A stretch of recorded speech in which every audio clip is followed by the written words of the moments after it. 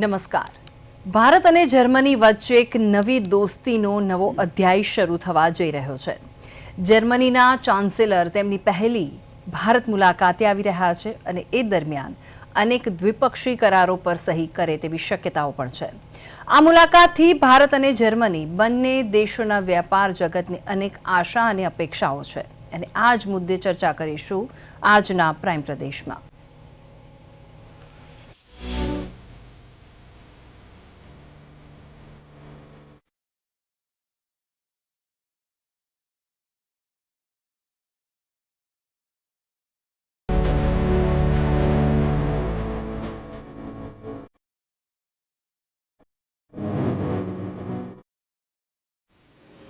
અમેરિકાના રાષ્ટ્રપતિ ડોનાલ્ડ ટ્રમ્પના ટેરિફ આતંક વચ્ચે જર્મનીના ચાન્સેલર ફ્રેડરિક મેર્ઝ તેમની પહેલી ભારત મુલાકાતે આવી રહ્યા છે.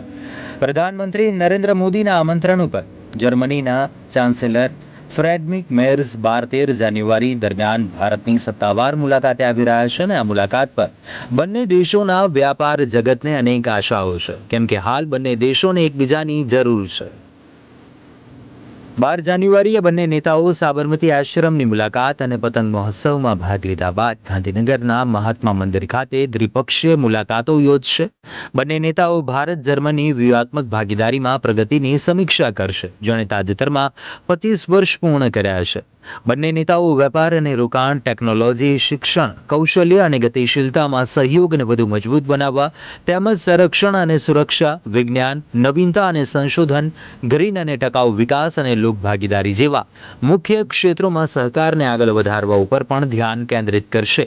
પ્રધાનમંત્રી મોદી અને ચાન્સેલર મેર્ઝ પ્રાદેશિક અને વૈશ્વિક મહત્વના મુદ્દાઓ ઉપર પણ વિચારોનું આદાન પ્રદાન કરશે અને બંને દેશોના વ્યવસાય અને ઉદ્યોગના નેતાઓ સાથે વાતચીત કરશે. જર્મનીને આશા છે કે ભારતમાં ઉત્પાદન વધારવાથી ચીન પર તેની નિર્ભરતા ઘટશે.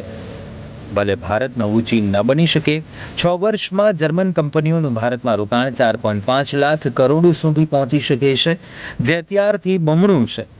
કારથી લઈને લોજિસ્ટિક્સ સુધી જર્મન કંપનીઓને ભારતમાં ઝડપી આર્થિક વિકાસની સંભાવનાઓથી મોટી આશા છે. જર્મની ભારતના કુશળ યુવાનોની વિશાળ વસ્તી, ઓછા ખર્ચ તેમજ અંદાજિત 7% આર્થિક વૃદ્ધિનો ફાયદો ઉઠાવવા માંગે છે. જર્મન ચાન્સેલર મેર્ઝ એવા સમયે ભારત આવી રહ્યા છે કે જ્યારે જર્મનીનું નિકાસ આધારિત અર્થતંત્ર સતત મંદીનો સામનો કરી રહ્યું છે. ભારતનું માર્કેટ મોટું છે, વિશ્વમાં આર્થિક વિકાસ દર સૌથી વધારે છે, શ્રમિકોની અછત નથી, ઉત્પાદન ખર્ચ પણ યુરોપ કરતાં ઓછો છે. 82% જર્મન કંપનીઓને આશા છે કે આગામી 5 વર્ષમાં ભારતમાં તેની આવક તેજીથી વધશે. આ ગ્રોથ યુરોપ અને ચીન કરતાં વધુ હશે. 59% કંપનીઓ અત્યારે ભારતમાં પોતાની રોકાણની યોજનાને વધારી રહી છે. જોવાનું એ રહેશે કે જર્મન ચાન્સેલરની આ આશાઓ કેટલી ફળે છે. બ્યુરો રિપોર્ટ, પ્રદેશ 24 ગુજરાતી.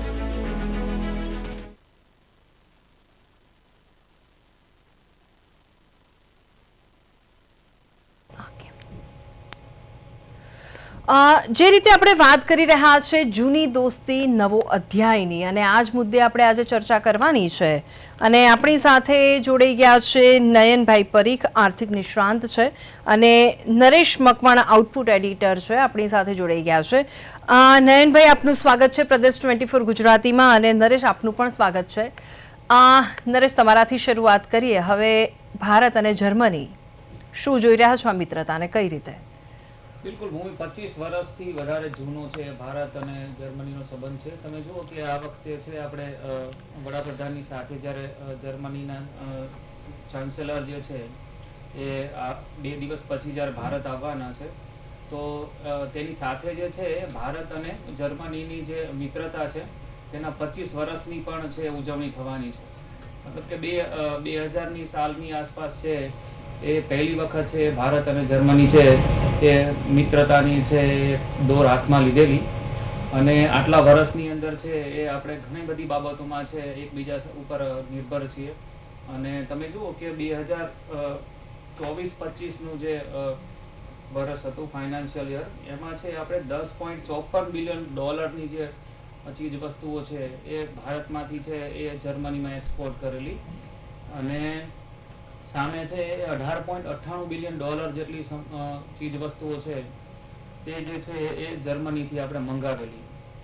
એટલે તમે જુઓ કે હજી પણ છે એ $8.4 બિલિયન જેટલો વ્યાપાર જે છે એ હજી આપણે જે છે એ ખોટમાં ચાલીએ છીએ. મતલબ છે આટલો મોટો ગેપ જે છે એ બંને દેશોના વેપારની અંદર છે. હવે એવી કન્ડિશનમાં છે અને અત્યારે જે વૈશ્વિક જે પરિસ્થિતિ છે તેના ઉપર આપણે નજર કરીએ તો જર્મનીને જેટલી ભારતની જરૂર છે તેટલી જ છે એ ભારતને છે એ જર્મનીની જરૂર છે. કારણ કે અત્યારે તમે જુઓ કે અમેરિકાના રાષ્ટ્રપતિ ડોનાલ્ડ ટ્રમ્પ જે છે એક પછી એક જે પ્રમાણે જે ટેરર કહેવાય ટેરિફનો એ પ્રમાણે વર્તી રહ્યા છે અને એની અસર જે છે એ ભારતના અર્થતંત્ર ઉપર છે એ થશે એવું નિષ્ણાતો કહે છે. બીજી તરફ જર્મનીની સ્થિતિ એવી છે કે એનો જે આખો બિઝનેસ જે છે એ ઓટો સેક્ટર ઉપર ડિપેન્ડ કરે છે. હવે ઓટો સેક્ટરમાં એવું છે કે મોટા ભાગે છે એની જે ફેક્ટરીઓ છે એ ચીનની અંદર છે અને ત્યાં જે છે એણે ચીન સાથે વર્ષો સુધી ભાગીદારી કરી અને પરિસ્થિતિ એવી પેદા થઈ કે ચીનની અંદર છે એ દર ત્રીજી ગાડી છે એ જર્મન કંપનીની હતી.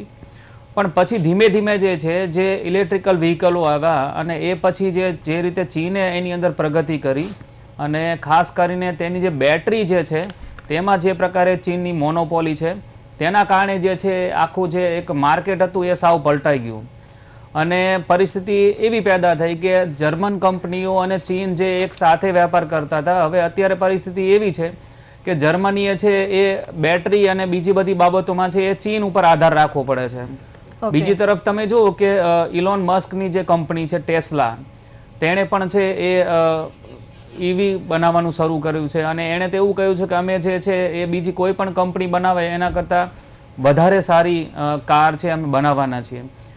તો આ બધી બાબતો જે છે તેના કારણે જર્મનીનું જે અર્થતંત્ર છે એ એકદમ ભીંસમાં છે અને ત્યાં જે છે એ યંગસ્ટરની નોકરીઓ જે છે એ ધીમે ધીમે છૂટી રહી છે અને ચીનની પકડમાંથી પણ છે એને છૂટવું છે અને એને એકમાત્ર જે અત્યારે છે એ ભારત જ દેખાઈ રહ્યું છે. કારણ કે ભારતની અંદર જે છે એ ઓટો સેક્ટરમાં છે એ જબરજસ્ત સ્કોપ છે.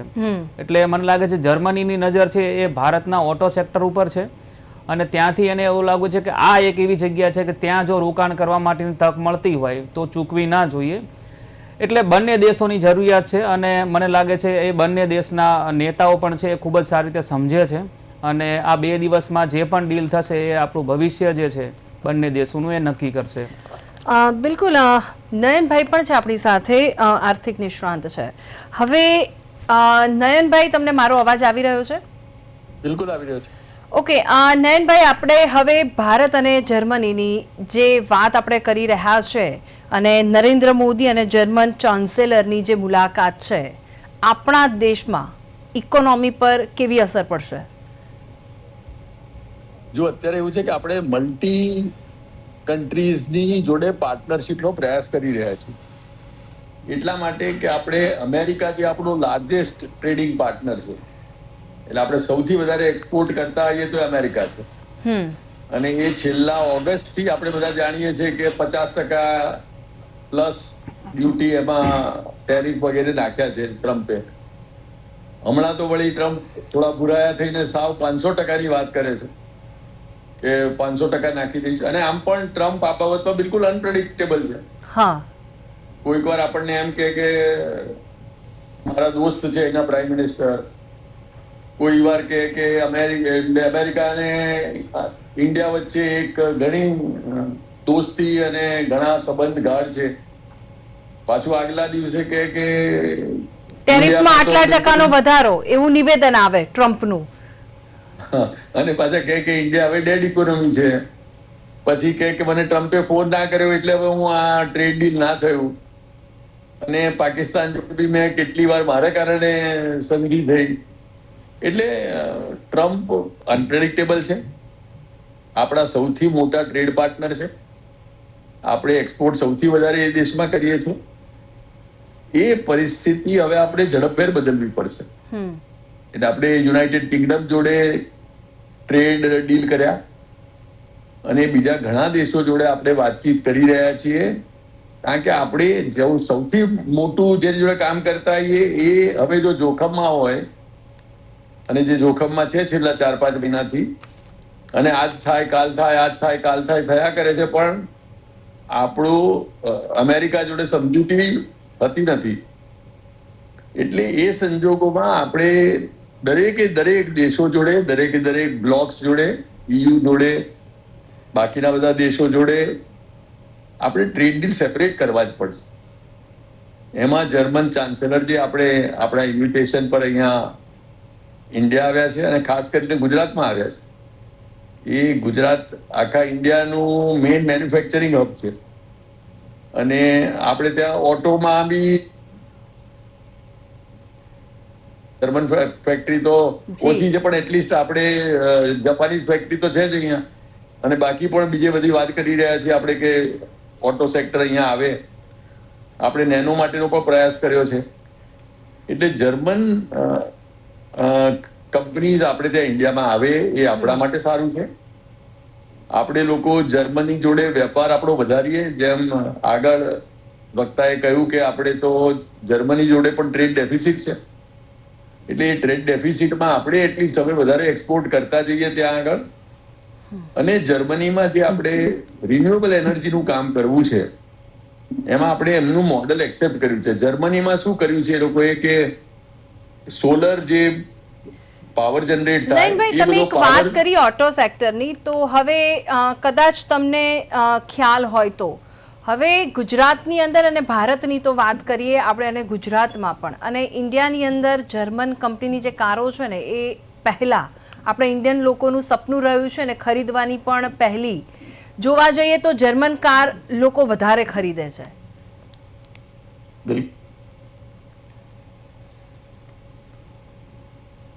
એટલે જર્મન કાર બોલો તો શું મર્સિડીઝ બેન્ઝ અથવા આઉડી,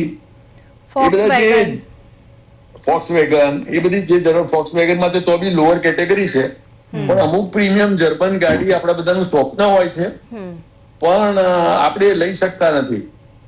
અને એમાં મારુતિ આવીને એટલો બધો કબજો જમાઈ દીધો છે કે 50% ઉપર આપણું કારનું માર્કેટ હજુ મારુતિનું અને સુઝુકીનું છે. એટલે એ જે કોમન મેન માટે ગાડીનો જાપાનીઝ કોન્સેપ્ટ છે એની સામે જર્મન પ્રીમિયમ ગાડીઓ છે. એટલે પ્રીમિયમ ગાડીઓ લેનારા કસ્ટમર ઓબ્વિયસલી ઓછા હોય અને કોમન મેન ને જે 10 લાખ રૂપિયાની આસપાસની ગાડી હોય એ બધા લઈ શકે. હવે જો 50 લાખ કરોડ રૂપિયાની જો જર્મન હાઈ ક્લાસ ગાડી હોય તો એ ઓછા લોકો લઈ શકે. પણ એ સાથે જર્મન કંપનીઝ માટે પણ એક નવી ચુનૌતી છે કે એ લોકો કેવી રીતે મધ્યમ વર્ગના અને લોઅર મિડલ ક્લાસના ઇન્કમ વાળા ઇન્ડિયન્સને માટેની ગાડીઓ બનાવે. નયનભાઈ, ઓટો સેક્ટર સિવાય જે છે, નયનભાઈ જી, ઓટો સેક્ટર સિવાય નું એવું કયું સેક્ટર છે કે તમને લાગે છે કે એમાં પણ જર્મની માટે ઘણો બધો સ્કોપ છે ભારતની અંદર? હું ગણું છું કે રિન્યુએબલ એનર્જીમાં ઘણું આપણું કોઓપરેશન ઓલરેડી છે. ઓકે. અને રિન્યુએબલ એનર્જીમાં ઇન્ડિયાને પણ મોટું કામ કરવું છે. આપણા જે CO2 ઝીરો કરવાના ટાર્ગેટ છે એ બધા રિન્યુએબલ એનર્જી પર વધારે નિર્ભર છે. અને રિન્યુએબલ એનર્જીમાં શું છે કે આપણો ને જર્મનીનો એક સાથ રહેલો છે.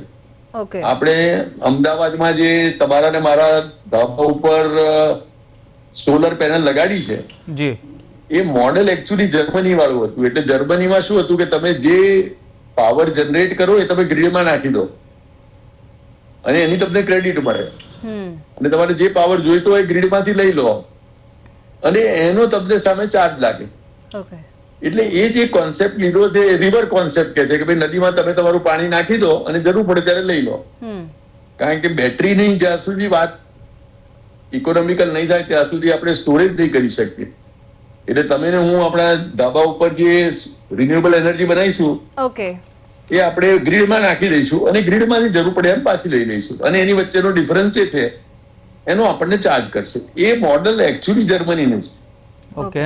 અને રિન્યુએબલ એનર્જીમાં આપણો જર્મની જોડેનો સહકાર આપણો જૂનો છે અને એ મારા ખ્યાલથી હવે વર્ષે વર્ષે વધતો જશે. અદાણી, રિલાયન્સ બંને ગ્રુપ જે છે એ બેટરી ઉપર મોટા કામ કરી રહ્યા છે. બિલકુલ. અને જેવી સ્ટોરેજ બેટરી સસ્તી થશે એવી રિન્યુએબલ એનર્જીનો એવો કોન્સેપ્ટ બનશે કે આપણા ગામડાઓમાં રિન્યુએબલ એનર્જી પ્રોડ્યુસ કરીને એ લોકો પોતે જ પ્રોડ્યુસ કરશે અને પોતે જ વાપરશે. એમને ગ્રીડની કે પાવર કંપનીની દરકાર જ નહીં રહે. બિલકુલ એ દિવસમાં આપણે નરેશ, માટે કામ આપણી કરવાનું છે. જોડે અશોકભાઈ પણ જોડાઈ ગયા છે, અર્થશાસ્ત્રી છે, એટલે હવે આપણે એમને પ્રશ્ન પૂછીએ કે આ નરેન્દ્ર મોદીની અને જર્મન ચાન્સેલરની જે મુલાકાત છે એને કઈ રીતે જોઈ રહ્યા છો આપ?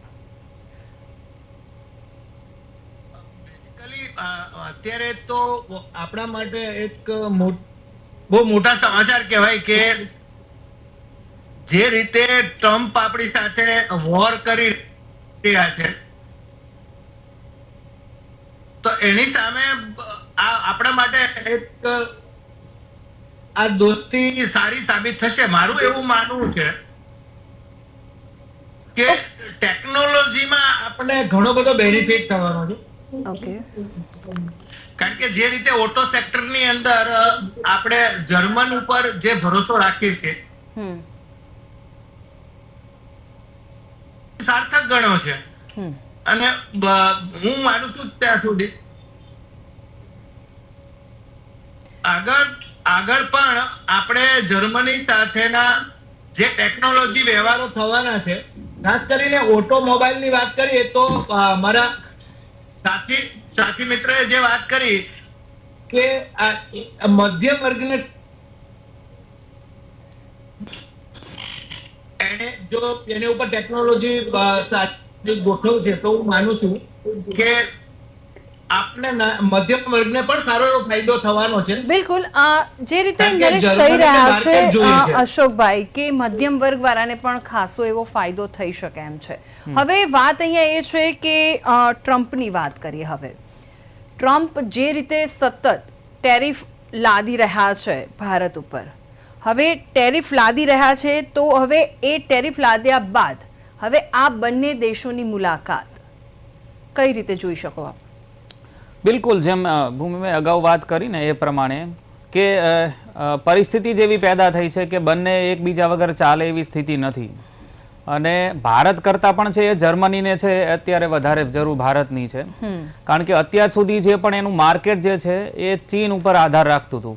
અને તમે જુઓ કે ચીન જે છે અત્યારે પોતે જ છે એ જર્મન ક્લાસની જે પણ ગાડીઓ છે એના કરતાં પણ સારી કાર જે છે એનું પ્રોડક્શન ત્યાં ઘર આંગણે કરે છે.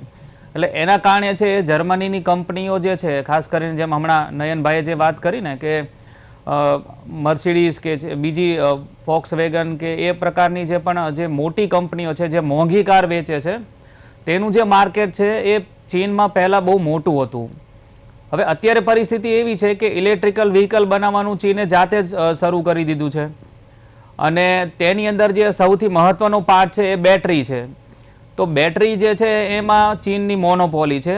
તો પરિસ્થિતિ એવી પેદા થઈ છે કે જર્મન કંપનીઓ જે છે તેમણે પણ જો ઈ વ્હીકલ સેક્ટરની અંદર જવું હોય તો એને એ કન્ડિશનમાં પણ છે એ ચીન ઉપર આધાર રાખવો પડે એવી સ્થિતિ છે. તો એ ચાહીને પણ છે એ ચીનની પકડમાંથી છે એ છટકી શકતું નથી.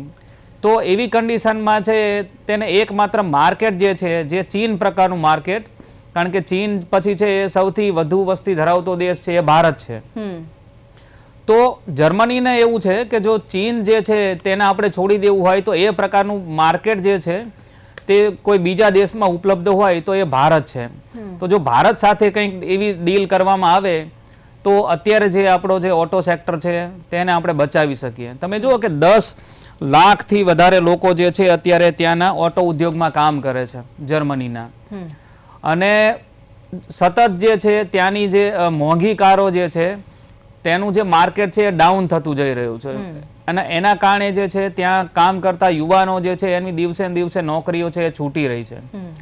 તો આ જે નુકસાન થઈ રહ્યું છે તેની ભરપાઈ કરવા માટે છે તેમને ભારતમાં છે એક બહુ મોટો સ્કોપ દેખાતું હોય એવું મને લાગે છે. અને જો ઓટો સેક્ટરની અંદર જે છે એ આ 2 દિવસમાં કોઈ મોટી ડીલ થાય છે તો મને લાગે છે એ બંને દેશો માટે છે એ ખૂબ જ ફાયદાકારક રહેવાની છે. બિલકુલ નરેશ, તમે કીધું એ રીતે કે ઓટો જે સેક્ટર છે તેમાં ડીલ થાય તો ફાયદાકારક છે. તો હવે ઓટો સિવાયની એવી બીજા કયા એવા સેક્ટર છે જેમાં ડીલ થાય તો ભારતને પણ ફાયદો થાય? નયનભાઈ, તમને પ્રશ્ન પૂછીશ. જેમાં વધારે આશા એ એવું કંઈક ડીલ આ લોકોની જોડે કરીએ, કારણ કે જર્મનીમાં લોકો નથી, હમ બધા ઓલ્ડ પોપ્યુલેશન છે, એટલે એ લોકોને ત્યાં વસ્તીની જરૂર છે, હમ ટેકનિકલ માણસોની જરૂર. સૌથી વધારે એન્જિનિયર્સ આપણે ઇન્ડિયામાં બનાવીએ છીએ, એટલે આપણે ત્યાં એન્જિનિયરિંગ કોલેજીસ અને એન્જિનિયર્સ એટલા બધા છે, અને જે ટેકનિકલી એક બેઝિક ક્વોલિફિકેશન અને અન્ડરસ્ટેન્ડિંગ ધરાવે છે.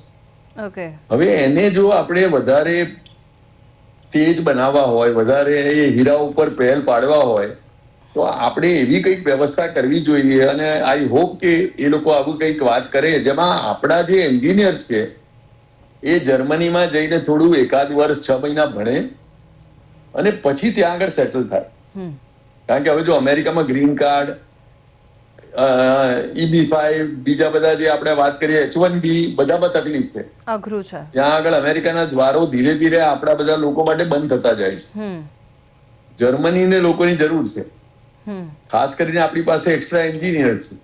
આપણા એન્જિનિયર ત્યાં 6 મહિનાનો કોર્સ કરે, થોડું પોલિશિંગ કરી લે, વધારે 12 મહિનાનો કોર્સ કરે, અને એ પછી એ લોકોને ત્યાં એમ્પ્લોયમેન્ટની ઓપોર્ચ્યુનિટી હોવી જોઈએ. એટલે એવા કોર્સિસ કરવા જોઈએ એ લોકોએ, જેમાં વર્ષનું ભણ્યા પછી એમને 3 વર્ષની પ્રેક્ટિકલ ટ્રેનિંગનો એક વિન્ડો મળે, જી જેમ અમેરિકામાં હતું એમ બીજા બધા દેશોમાં હતું. એ 3 વર્ષની વિન્ડો મળશે તો આપણા છોકરાઓ ત્યાં સેટલ થઈ જશે.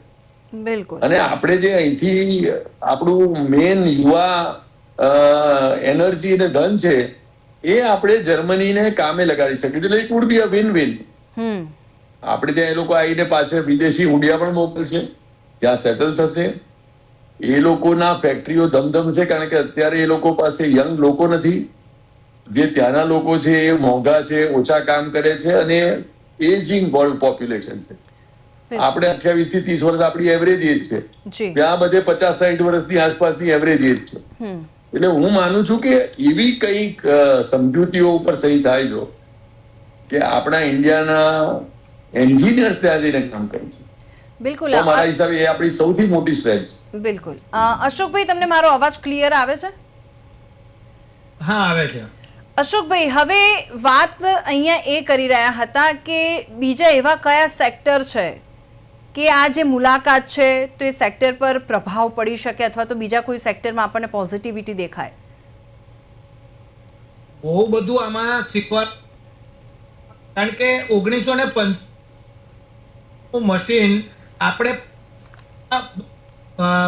ગાર્ડન લાવે છે અને પણ મંગાવે છે. એ ટેકનોલોજીને ઝડપથી ચાઇનાએ એડોપ્ટ કર્યું, આપણે નથી કરી શક્યા. તો જે રીતે આપણે ટેકનોલોજી, હું એમ માનું છું કે જો જર્મન કરોડ લોકો ઇન્ડિયામાં થવાનું, આપણે ઘણું શીખ અહીંયા પણ એવું જો, જેથી કરી અશોકભાઈ, તમારા ટેકનિકલ ઇશ્યુ, નેટવર્કના ઇશ્યુના કારણે તમારો અવાજ પ્રોપર નથી આવી રહ્યો. હવે નરેશ, આ જ સવાલ તમને. હા, સૌથી પહેલાં મારે એક સવાલ છે નયનભાઈને પૂછવો છે. નયનભાઈ, જર્મન બ્રાન્ડની જેટલી પણ કંપનીઓ કાર્સ છે, હવે ભારતમાં તો સામાન્ય માણસને પોસાય એવી કિંમત એની હોતી નથી. માની લો કે કોઈ ડીલ થાય છે તો પણ છે એ ઓટો સેક્ટરની અંદર છે એ તમે કેટલો સ્કોપ જુઓ છો? કારણ કે એટલી મોંઘી કાર એ વેચાતી હોય છે, જે કંપનીઓના તમે નામ લીધા, તો એમાં છે એ કોઈ સસ્તી કાર બનાવવાનું આયોજન થઈ શકે એવું ખરું? કારણ કે હવે તો છે એ જમાનો તો જેમ આપણે હમણાં તમે વાત કરી કે ઇલેક્ટ્રિકલ વ્હીકલનો આવવાનો છે, તો જર્મની સમજી લો કે કોઈ ડીલ કરે છે ભારત સાથે, તો તમે એને કેવી રીતે જોશો કે કઈ દિશામાં જઈ શકે? શું એ મારુતિ કે બીજી બધી કંપનીઓની જેમ છે એ સસ્તી કાર બનાવવાનું નક્કી કરી શકે, એવું થઈ શકે?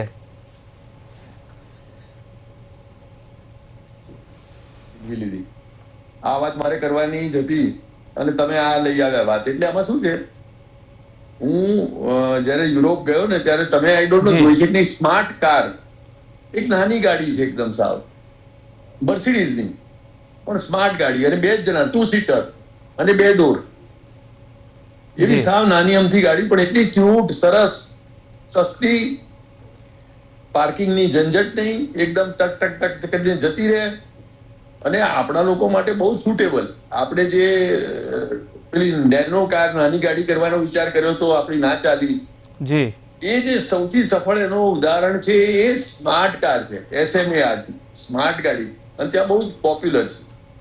હું જ્યારે જ્યારે જોઉં છું ત્યાં, ત્યારે મને એમ લાગે છે કે આપણે ત્યાં ઇન્ડિયામાં આવી મળે તો પહેલા લઈ લો. એટલે એ નાની ગાડી છે, મર્સિડીઝની રેગ્યુલર ગાડી કરતા સસ્તી પડશે, સારી પડશે. એટલે હું માનું છું કે એવી ગાડીઓ પર આપણે કામ કરવું જોઈએ, જે આપણે ત્યાં જેમ કોઈ માણસ યુવાનને એમ્પ્લોયમેન્ટ મળી એટલે EMI ઉપર કઈ ગાડી ખરીદી શકે, તો આવી સ્માર્ટ ગાડી ખરીદી શકે, મર્સિડીઝની રેગ્યુલર નહીં ખરીદી શકે.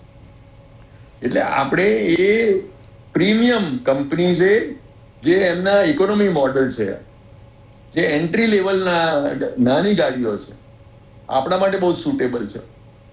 એટલે તમને એવું લાગે છે કે જર્મન કંપની જે છે, નયનભાઈ, જર્મન કંપનીઓ જે છે, એટલે તમને એવું લાગે છે કે ત્યાંની જે છે એ વર્લ્ડ ક્લાસ જે તેની પ્રોડક્ટ છે, એનું એન્જિનિયરિંગ છે કે પછી એનું પરફોર્મન્સ જે છે, અને સૌથી મોટી વાત જે છે એ ભરોસો, કે જર્મન બ્રાન્ડ છે એટલે આપણે આંખો બંધ કરીને લઈ લેવી, એટલે એ બાબત ઉપર આગળ વધે એવું લાગે છે. મને એમ છે કે આ સ્માર્ટ ગાડી એનું જ્વલંત ઉદાહરણ છે. સાવ નાની ગાડી, એટલે એમાં ટેકનોલોજીમાં કોમ્પ્રોમાઇઝ નથી કર્યું, એન્જિનિયરિંગ એક્સેલન્સમાં કોમ્પ્રોમાઇઝ નથી કર્યું, રિલાયબિલિટીમાં કોમ્પ્રોમાઇઝ નથી કર્યું. આંખ મીચીને તમે ભરોસો કરી શકો એ ફીચર રહ્યું છે, પણ ગાડી સાવ નાની અમથી. જી 2 જણની ગાડી. નેનો જો ચાલી હોત તો કેવું રતન તાતાનું સપનું સાકાર થઈ જાય. એવું સ્માર્ટ ગાડીએ સફળતાપૂર્વક યુરોપમાં પોતાનું એક સ્થાન મજબૂત કર્યું છે. એવી ચીજો આપણે અહીંયા લાવવી પડે. બિલકુલ. મોટી ગાડીઓ અહીંયા નહીં આપણા લોકો ભારતની ના દ્રષ્ટિકોણથી જો તો હજી તો આપણે છે એમનાથી તો ખાધમાં ચાલીએ છે ને, $8.4 બિલિયન છે એ આપણે એમનાથી પાછળ છીએ. એ કન્ડિશનમાં શું થઈ શકે? એટલે આપણે લોકોએ શું IT ઉદ્યોગે અત્યાર સુધી અમેરિકા ઉપર જ કોન્સન્ટ્રેટ કર્યું છે. એ લોકોએ જર્મની ઉપર ધ્યાન નથી આપ્યું, કારણ કે અમેરિકા આપણા માટે ઈઝી હતું. જર્મનીમાં લેંગ્વેજનો પ્રશ્ન, અમેરિકામાં આપણે આપણા અથાણા પણ મળી જાય, આપણે જઈએ તો આપણા ફૈબા બી મળી જાય, એટલે અમેરિકા આપણને લોકોને સૌથી કન્વિનિયન્ટ હતું, એટલા માટે આપણો સૌથી મોટો ટ્રેડ પાર્ટનર હતો. હવે દરેક આપત્તિ અવસર લાવે છે. અમેરિકાના દ્વાર બંધ થયા છે તો આપણે હવે જર્મનીમાં જોઈશું. આપણે ભાષા શીખવી પડશે, જો ઈઝી નથી. આપણે ઇંગ્લિશ તો બોલીએ જ છીએ, પણ જર્મનીમાં જર્મન શીખવું પડશે, ફ્રાન્સ જઈશું તો ફ્રેન્ચ શીખવું પડશે. યુરોપની આ એક વિશેષતા છે, અને એટલા માટે જ આપણે એમાં ધ્યાન નથી આપ્યું. પણ હવે જો આપણે IT સર્વિસીસ ત્યાં આપીએ, ત્યાં આટલું હાઈ પ્રિસિશન એન્જિનિયરિંગ છે, એની જોડે આપણું IT પણ મેળવીએ, IT સર્વિસીસ એક્સપોર્ટ કરવામાં આપણે જો ધ્યાન આપીએ, બિલકુલ બાયોટેકનોલોજી એક્સપોર્ટ કરવામાં ત્યાં ધ્યાન આપીએ, તો મારા ખ્યાલથી એ જે આપણે જર્મનીમાં આપણો માર્કેટ ઊભું કરીશું. તમે કહો આપણે તો ખાદ કરીએ છીએ, એટલે આ બધી ગાડીઓ લઈશું તો આપણે ઇમ્પોર્ટ કરીશું, તો ઉપરથી આપણી ખાદ વધશે. આપણે શું મોકલીશું? તો આપણે મોકલીશું આપણી IT સર્વિસીસ, આપણી બીજી પ્રોફેશનલ સર્વિસીસ. એ બધું આપણે નથી આપેલું. બિલકુલ. એના ડ્રોઈંગના અમુક જે કામો આપણે ત્યાં આઉટસોર્સ થઈ શકે, એ બધું આપણે કરવું જોઈએ. એટલે મારા ખ્યાલથી એ કરીશું તો આપણું એક્સપોર્ટ વધશે, અથવા એટલીસ્ટ સરભર થશે. બિલકુલ. અત્યારે આપણે ત્યાં આગળથી ઇમ્પોર્ટ વધારે કરીએ છીએ, એક્સપોર્ટ ઓછું કરીએ છીએ. ખાસ એ આપણે કામ કરવા જેવું છે. બિલકુલ. નયનભાઈ અને નરેશ અને અશોકભાઈ, આપનો ખૂબ ખૂબ આભાર પ્રદેશ 24 ગુજરાતી સાથે જોડાયા અને માહિતી આપી તે બદલ. Thank you so much. Thank you. તો આ સાથે જ અમારી વિશેષ રજૂઆતમાં હાલ બસ આટલું. મને રજા આપશો. નમસ્કાર.